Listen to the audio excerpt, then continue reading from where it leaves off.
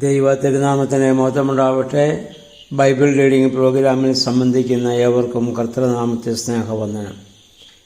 ഫിലിപ്പിയ ലേഖനം 3-ാം അധ്യായം നമ്മളിന്ന് വായിച്ച് ധ്യാനിക്കുന്നു. 3-ാം അധ്യായത്തിൽ പൗലോസ്ലീഹ പറയുന്നു, എൻ്റെ സഹോദരന്മാരെ, നിങ്ങൾ കർത്താവിൽ സന്തോഷിക്കുവിൻ. ഭൗതികമായ പല കാര്യങ്ങളും നമുക്ക് സന്തോഷം നൽകിയേക്കാം. പക്ഷേ ആ സന്തോഷത്തിന് അധികം നാൾ നിലനിൽക്കാൻ സാധിക്കുകയില്ല. ദൈവത്തിൽ ഉള്ള സന്തോഷമാണ് നിത്യമായ സന്തോഷം. ഏതൊരു പ്രതിസന്ധി ഘട്ടങ്ങളിലും ആ സന്തോഷം നമുക്ക് അനുഭവിക്കാൻ സാധിക്കും, സമാധാനം അനുഭവിക്കാൻ സാധിക്കും. അതുകൊണ്ട് കർത്താവ് ശിഷ്യന്മാരോട് പറഞ്ഞു, എൻ്റെ സമാധാനം ഞാൻ നിങ്ങൾക്ക് തരുന്നു, അത് ലോകം തരുന്ന സമാധാനമല്ല. ലോകം തരുന്ന സന്തോഷവും ലോകം തരുന്ന സമാധാനവും അനുഭവിക്കുമ്പോൾ തീർന്നു പോകുന്നതോ കുറേ കഴിയുമ്പോൾ അതിൽ മുരടിപ്പ് തോന്നുന്നതോ ആണ്. എന്നാൽ ദൈവികമായ സന്തോഷവും സമാധാനവും ഏതൊരു പ്രതിസന്ധി ഘട്ടത്തിലും അനുഭവിക്കാൻ സാധിക്കുന്നതാണ്. ക്രൂശിൻ്റെ നിറകിൽ കിടന്നുകൊണ്ട് ഉപദ്രവിച്ചവർക്ക് വേണ്ടി പ്രാർത്ഥിച്ച ആ സമയം കർത്താവ് അനുഭവിച്ചതായ ഒരു സന്തോഷം, ഒരു സമാധാനമുണ്ട്. അതാണ് ദൈവികമായ സമാധാനം. വേദപുസ്തക വായനയുടെ, പ്രാർത്ഥനയുടെ, ആരാധനയുടെയൊക്കെ ലക്ഷ്യം ആ സന്തോഷം അനുഭവിക്കുക എന്നുള്ളതാണ്. എന്നിട്ട് പൗലോസ്ലീഹ ഒരു കാര്യം ഇവിടെ ഓർമ്മപ്പെടുത്തുന്നു, നിങ്ങൾ നായ്ക്കളെയും തിന്മകൾ പ്രവർത്തിക്കുന്നവരെയും പരിച്ഛേദനവാദികളെയൊക്കെ അവിടെ നിന്ന് നിങ്ങൾ അകന്നു നിൽക്കണം. ഇവിടെ നായ്ക്കളെന്ന് പൗലോസ്ലീഹ ഇവിടെ ഉദ്ദേശിക്കുന്നത് പരിച്ഛേദനവാദികളെയാണ്. അവർ യേശുക്രിസ്തുവിൽ നിന്ന് ജനത്തെ അകറ്റുവാൻ തക്കവണ്ണം അത്ര ഹീനമായ രീതിയിൽ ആ പൗലോസിൻ്റെ സത്യത്തിലുള്ളതായ പഠിപ്പിക്കലുകളെയൊക്കെ അവരെതിർക്കുകയും നീചമായ ആ കർമ്മങ്ങളിലൂടെ മാത്രമേ രക്ഷ നേടുവാൻ സാധിക്കുകയുള്ളൂ എന്ന് തെറ്റായി പഠിപ്പിക്കുകയും ചെയ്യുന്ന മനോഭാവത്തെയാണ് അദ്ദേഹം നായ എന്ന വാക്കുകൊണ്ട് ഇവിടെ ഉദ്ദേശിച്ചിട്ടുള്ളത്. അപ്പം അദ്ദേഹം പറഞ്ഞതാണ്, ജഡത്തിൽ നമുക്ക് പുകഴുവാനൊന്നുമില്ല, എല്ലാ പ്രശംസയും ക്രിസ്തുവിലാണ് ഉണ്ടാവേണ്ടത്. അപ്പോൾ അതുകൊണ്ട് മറ്റുള്ളവരെ ജഡത്തിൽ പ്രശംസിക്കാൻ വേണ്ടിയായിരുന്നു ജഡത്തിൽ പരിച്ഛേദന അവർ സ്വീകരിച്ചുകൊണ്ടിരുന്നത്.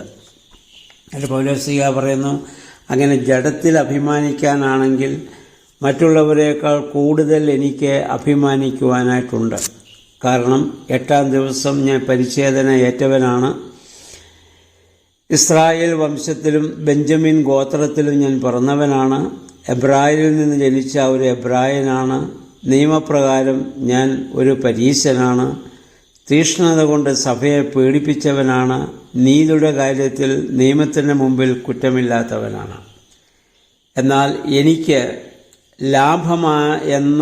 ഭൗതികമായ ലാഭമെന്ന് കരുതിയതിനെയൊക്കെ ക്രിസ്തുവിനെ പ്രതി ഞാൻ ഛേദമെന്നെണ്ണുകയാണ്. അതെല്ലാം ഞാൻ നഷ്ടമാക്കുകയാണ്. കാരണം യേശു ക്രിസ്തുവിലുള്ളതായ ആ പുതിയ ജീവിതം ഓർക്കുമ്പോൾ അതിനേക്കാൾ വലുതല്ല ഭൗതികമായ ഒന്നും എനിക്ക്. അതാണ് യഥാർത്ഥമായ ആധ്യാത്മികമായ ജീവിതത്തിൻ്റെ പൂർണ്ണത എന്ന് പറയുന്നത്. നമുക്കാർക്കും ഇന്ന് ആ ഒരു അവസ്ഥയിലേക്ക് വരുവാൻ സാധിച്ചിട്ടില്ല. ആ പൂർണ്ണതയിലേക്ക് വരുമ്പോൾ മാത്രമേ നമുക്ക് യഥാർത്ഥ വിശ്വാസികളെന്ന് പറയാൻ സാധിക്കുകയുള്ളൂ. അതുകൊണ്ട് ക്രിസ്തുവിൻ്റെ തേജസ്സിൻ്റെ മുൻപാകെ മനുഷ്യൻ്റെ നീതിയും ഭൗതികമായ ശ്രേഷ്ഠതകളിലും എല്ലാം വെറും ചവറ് അല്ലെങ്കിൽ മാലിന്യമെന്നെണ്ണുവാൻ നമുക്ക് സാധിക്കണം. അപ്പം യേശുക്രിസ്തുവുമായി താരതമ്യം ചെയ്യുമ്പോൾ ലോകത്തിൻ്റെ സമ്പത്തും അതിൻ്റെ ധനവും അതിൻ്റെ സ്ഥാനമാനങ്ങളും എല്ലാം മൂല്യമില്ലാത്തതായി കാണുവാൻ സാധിക്കും. അപ്പം മനുഷ്യരിൽ നിന്ന് നമുക്ക് ലഭിക്കുന്ന മാനവും ആദരവും ഒക്കെ ഉണ്ട്.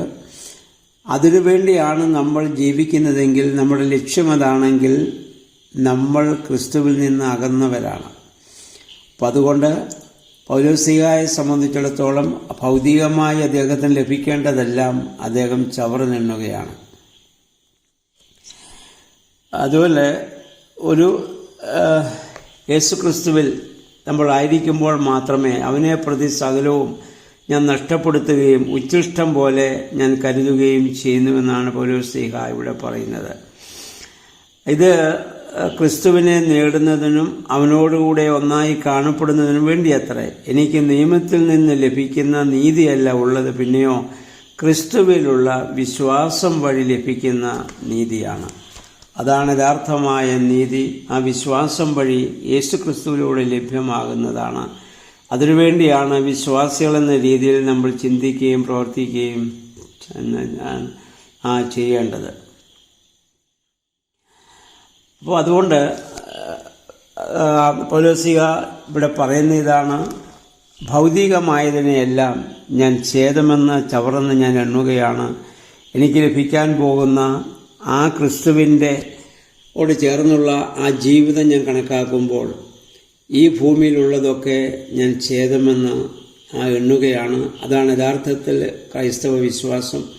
ഈ ഒരു അവസ്ഥയിലേക്ക് നമ്മുടെ പൂർവ്വപിതാക്കന്മാർ വന്നതുകൊണ്ടാണ് നമ്മൾ പാടുന്നത് പോലെ ലോകം, താത, സഹോദരർ, ജാതി, തറവാട് ആകെ ഉപേക്ഷിച്ച് യേശുവിനായി മരിച്ചാൽ മതി എന്നുള്ള ഒരു തീരുമാനത്തിലേക്ക് അവർ കടന്നു വരുവാനും കർത്താവിന് വേണ്ടി രക്തസാക്ഷികളാകുവാനും അവരെ പ്രേരിപ്പിച്ചത് ആന്തരികമായ ഈ വലിയ സന്തോഷവും സമാധാനവും ലക്ഷ്യവും അവർക്ക് ലഭിച്ചതുകൊണ്ട് മാത്രമാണ്.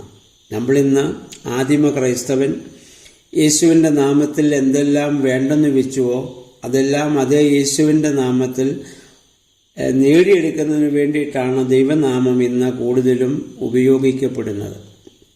ഭൗതികമായ നേട്ടങ്ങൾക്കും സ്ഥാനമാനങ്ങൾക്കും അംഗീകാരത്തിനും വേണ്ടി യേശുവിൻ്റെ നാമം ഇന്ന് ഉപയോഗിക്കുന്നൊരവസ്ഥയിലേക്ക് ക്രൈസ്തവ ജീവിതം അല്ലെങ്കിൽ അതിന് നേതൃത്വം കൊടുക്കുന്നവർ ഇന്ന് അധപ്പതിച്ചു പോകുന്നു എന്നുള്ളതാണ് ഏറ്റവും വലിയ പ്രശ്നം.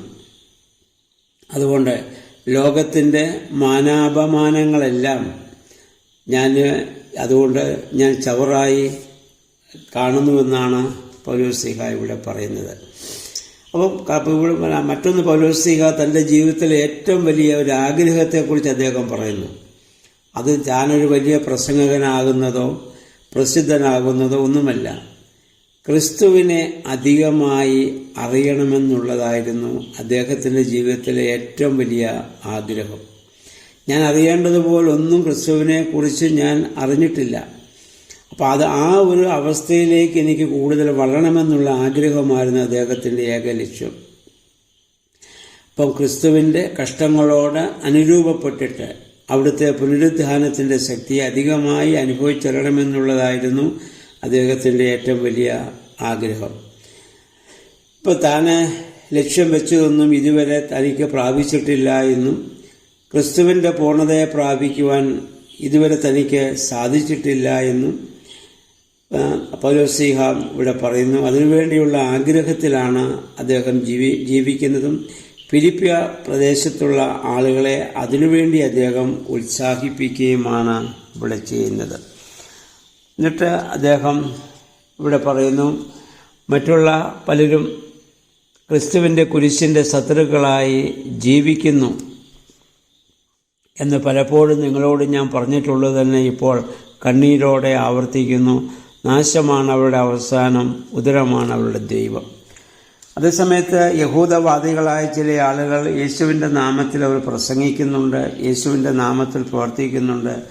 അവരുടെ ലക്ഷ്യം അവരുടെ ഭൗതികമായ നേട്ടങ്ങളാണ്. അതാണ് ഉദരം അവരുടെ ദൈവം, അല്ലെങ്കിൽ ഭൗതികമായതിനു വേണ്ടി മാത്രം ദൈവത്തെ അന്വേഷിക്കുന്ന ഒരു ഹീനമായ ഒരു മനോഭാവത്തെ, അതിനെയാണ് പൗലോസ്ലീഹ ഇവിടെ എതിർക്കുന്നത്. അതേസമയത്ത് ക്രിസ്തുവിനെ ലക്ഷ്യമാക്കി ജീവിക്കുമ്പോൾ ഭൗതികമായതൊന്നും അവർക്ക് പ്രശ്നമല്ല. അവർ തങ്ങളുടെ ജീവൻ പോലും ക്രിസ്തുവിന് വേണ്ടി ബലിയർപ്പിക്കുവാൻ അവർ തയ്യാറാകുന്ന ഒരു സാഹചര്യത്തിലേക്ക് കടന്നു വരും. നമുക്കും ആ ഒരു അവസ്ഥയിലേക്ക് കടന്നു വരുവാൻ തക്കവണ്ണം നമ്മുടെ വേദവായനകളും പ്രാർത്ഥനകളൊക്കെ നമ്മെ സഹായിക്കേണ്ടതാണ്. എന്നാൽ പലപ്പോഴും നമുക്ക് മുന്നിട്ട് നിൽക്കുന്നത് ഭൗതികമായ ആവശ്യങ്ങളെ പ്രതിയാണ്.